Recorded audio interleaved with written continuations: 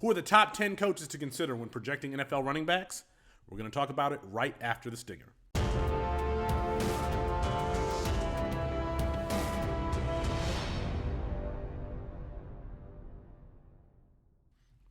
It's Felix Sharp at Sharp Review on Twitter for CampusToCan.com. If you like this video, please consider hitting the like button and subscribing to the channel so you never miss any of the content that we're dropping. Content that includes, with the season just a couple of weeks away, we're going to have a morning show projecting all of the action during the day.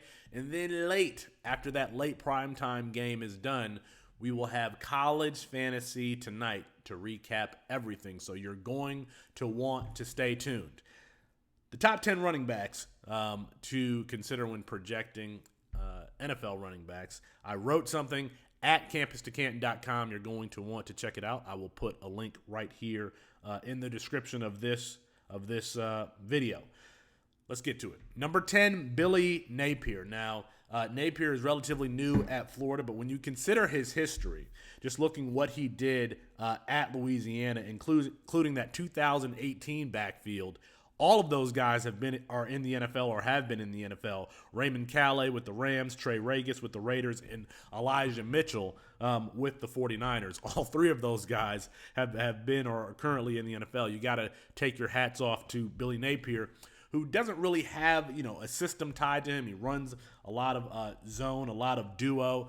So let's see what he can do with more talent at Florida. At number 9, and this is one of my favorite offensive coordinators in the game, Jeff Grimes, Baylor.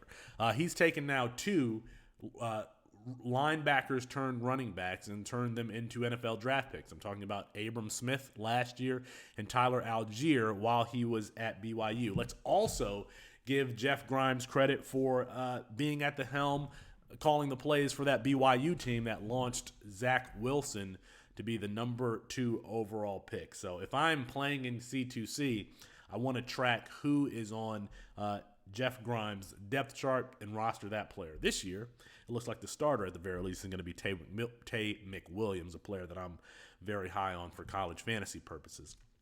At number 8, Chip Kelly. And I feel like we've forgotten about how prolific Chip Kelly's running backs have been. We're talking about Jonathan Stewart, LeGarrette Blount, LaMichael James, who, was putting up bonkers numbers at Oregon at like 170 pounds. Now at UCLA, he's got Zach Charbonnet there. Zach Charbonnet projected for day 2 draft capital, but I am interested to see the type of players that Chip Kelly is going to recruit in that system because those running backs are always productive. And so let's look to see the 2022 and 2023 and classes beyond that, whether or not they're able to produce an elite recruit, especially now that they're going to the Big Ten.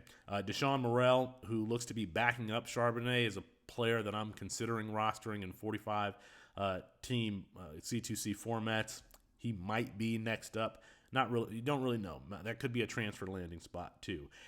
So Chip Kelly is number 8. At number 9, Brett Bielema.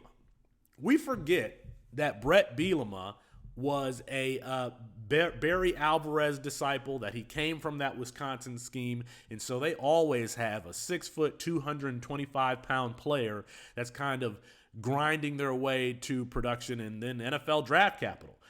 Brett Bielema responsible for Monte Ball, James White, Melvin Gordon, Alex Collins, and Jonathan Williams when he went down there to Arkansas. So even this year's depth chart, you look at Chase Brown, he will probably play in the NFL, might not be a draft pick, but will probably get a shot. And then I really like Josh McCray.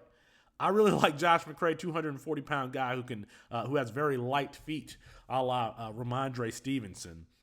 But I'm really excited for a class of 2023 athlete, Caden Feigen, who is 6'3", 220 pounds as a junior. Let's see if he can get that weight up. But he looks like a very athletic kid that takes a lot of direct snaps, but projected to play running back, not this year, next year for Wisconsin. So maybe Brett Bielema is finally attracting the type of player that he wants to see, the type of recruit that he wants at that position. At number 6, Jimbo Fisher. Jimbo has put a ton of backs into the NFL and a couple of RB1s for fantasy, of course, Dalvin Cook. Of course, Devontae Freeman, but there's also Chris Thompson, who flirted with being an RB1 in fantasy. But let's remember Carlos Williams with the Buffalo Bills. I mean, before he left the NFL, was highly regarded. We thought that he was going to have, RB1, not RB1, maybe RB2, an RB2 type ceiling with Buffalo there. Isaiah Spiller was just drafted. And so Coach Jimbo, we always need to consider his running backs. I mean, we know what they're doing there, recruiting at Texas A&M. They're bringing in they're recruiting on a scale similar to Alabama. So, of course, we want to pay attention to their running back. So I put this list together for new C2Cers to consider, hey, these are the running back depth charts and the coaches that I need to be paying attention to. We know that systems matter a ton in college football. Well, these same systems matter a ton as far as projecting running backs to the NFL. If you want to check out 5 through 1, you're going to have to read the article and check it out yourself. All right, that's going to be it for me. Peace.